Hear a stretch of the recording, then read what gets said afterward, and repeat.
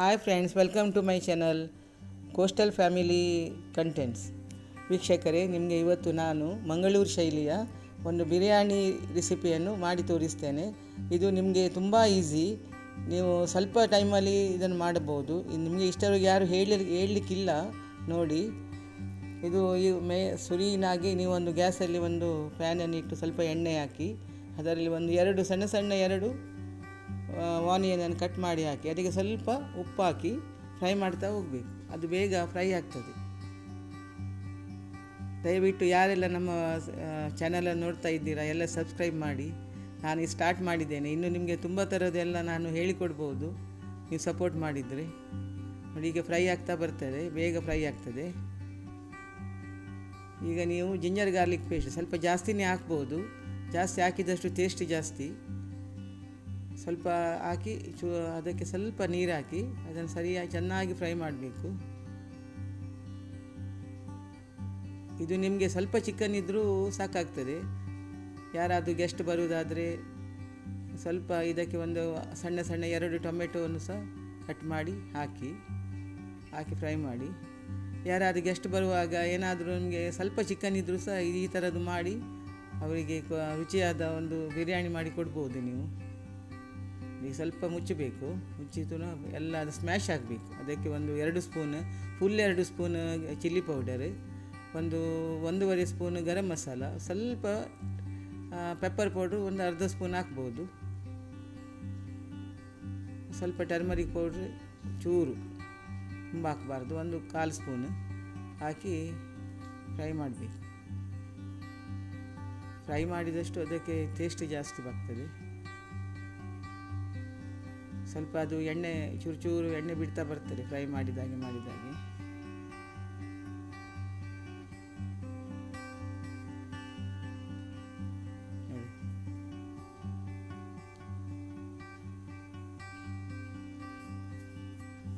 ಈಗ ಸ್ವಲ್ಪ ಚಿಕನನ್ನು ಹಾಕಿ ಅದಕ್ಕೆ ಸ್ವಲ್ಪ ಬಾಯ್ಲ್ ಮಾಡಬೇಕು.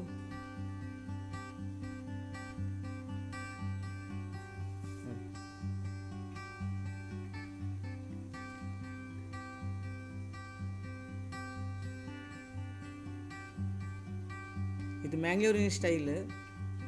ನಿಮಗೆ ಕೆಲವೆಲ್ಲ ಬಿರಿಯಾನಿ ಗೊತ್ತಿರ್ಬೋದು, ಅದು ಈ ಥರದ್ದು ನಿಮಗೆ ಗೊತ್ತಿರಲಿಕ್ಕಿಲ್ಲ. ನೋಡಿ ಮಾಡಿ ಹೇಗೆ ಆಗಿದೆ ಅಂತ ಹೇಳಿ ಕಮೆಂಟ್ಸ್ ಮಾಡಿ ಹೇಳಿ. ಇದು ಸ್ವಲ್ಪ ಚೂರು ದಪ್ಪ ಆಗಬೇಕು. ದಪ್ಪ ಆಗುವವರೆಗೆ ಸ್ವಲ್ಪ ಬಾಯ್ಲ್ ಮಾಡಿ.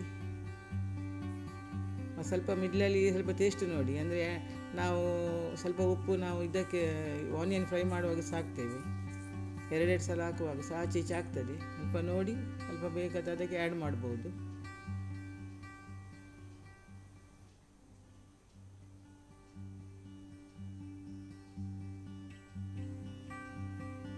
ನೋಡಿ, ಈಗ ಬಾಯ್ಲ್ ಆಯಿತು, ಚೆನ್ನಾಗಿ ಬಾಯ್ಲ್ ಆಗಿದೆ ನೋಡಿ, ನೋಡ್ಕೊಳ್ಳಿ.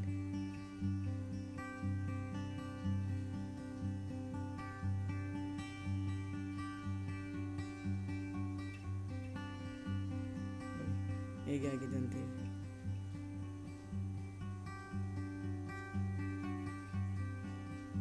ಸ್ವಲ್ಪ ಬೇಕಾದರೆ ನೀವು ನೀರನ್ನು ಸ್ವಲ್ಪ ದಪ್ಪ ಮಾಡ್ಬೋದು, ಆದರೆ ಸ್ವಲ್ಪ ಗ್ರೇವಿ ಇದ್ದರೂ ಸಹ ಒಳ್ಳೆಯದಾಗ್ತದೆ. ಯಾಕೆಂದರೆ ಅದು ಸ್ವಲ್ಪ ಗ್ರೇವಿ ಇದ್ದರೆ ನಿಮಗೆ ರೈಸಿಗೆಲ್ಲ ಹಾಕುವಾಗ. ಇದು ನಂದು ಸ್ವಲ್ಪ ಚಿಕನ್ ಇದ್ದದ್ದು, ನಾನೆಂದ ಇದು ಸ್ವಲ್ಪ ಕರಿ ಮಾಡುವಂತ ಇಟ್ಟದ್ದು. ಮತ್ತು ಸಡನ್ ಒಂದು ಬಿರಿಯಾನಿ ರೈಸ್ ಮಾಡೋದು ನೋಡಿ. ಒಂದು ಕುಕ್ಕರ್ ಇಟ್ಟು ಅದಕ್ಕೆ ಒಂದು ಸ್ಪೂನಲ್ಲಿ 3 ಸ್ಪೂನು, ದೊಡ್ಡ ಸ್ಪೂನಲ್ಲಿ 3 ಸ್ಪೂನು ಎಣ್ಣೆ, ನೀವು ಯಾವ ಎಣ್ಣೆ ಸಹ ಯೂಸ್ ಮಾಡ್ಬೋದು. ಇದಕ್ಕೆ ಎಲ್ಲ ಈ ಇಂಗ್ರೀಡಿಯೆಂಟ್ಸ್ ಎಲ್ಲ ಹಾಕಬೇಕು.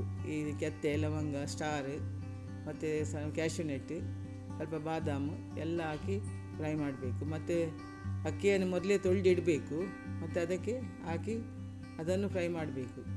ಈ ಥರ ಫ್ರೈ ಮಾಡಿ ಯಾರು ಸಹ ಮಾಡೋದು ಕಡಿಮೆ, ಎಲ್ಲರೂ ಅದಕ್ಕೆ ಹಾಕಿ ಬಾಯ್ಲ್ ಮಾಡ್ತಾರೆ. ಬಾಯ್ಲ್ ಮಾಡೋದಕ್ಕಿಂತ ಈ ಥರದ್ದು ಮಾಡಿದರೆ ತುಂಬ ಟೇಸ್ಟ್ ಆಗ್ತದೆ. ನೋಡಿ, ನೀವು ಮಾಡಿ ನೋಡಿ, ಗೊತ್ತಾಗ್ತದೆ ನಿಮಗೆ.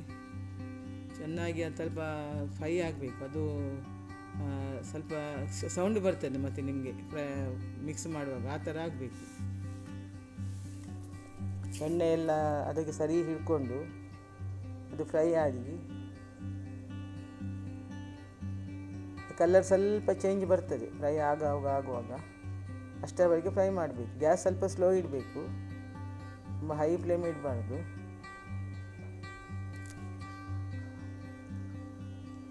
ನಾನು ಚಾನಲಿದ್ದು ಸಹ ಹೆಸರನ್ನು ಚೇಂಜ್ ಮಾಡಿದ್ದೇನೆ, ನೋಡಿಕೊಳ್ಳಿ.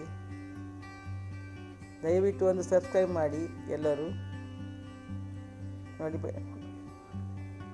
ನೀರಿಟ್ಟಿದ್ದೇನೆ ನಾನು, ಸೊರಿಗೆ ನೀರಿಟ್ಟು ಬಿಡಬೇಕು. ಅದು ಕುದಿ ಬರುವಾಗ ಇದಕ್ಕೆ ಹಾಕಬೇಕು. ಮತ್ತು ಇದು ಲಿಡ್ಡನ್ನು ಕ್ಲೋಸ್ ಮಾಡಬೇಕು.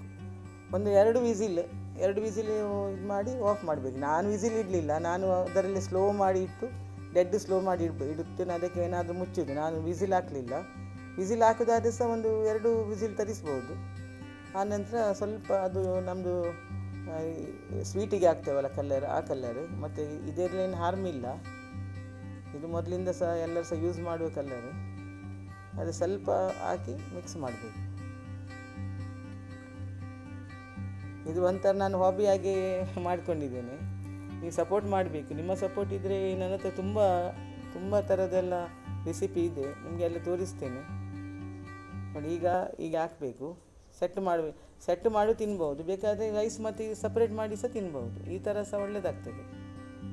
ನೋಡಿ ನೀವು ಮಾಡಿ. ಗ್ರೇವಿ ತುಂಬ ಟೇಸ್ಟ್ ಬರ್ತದೆ.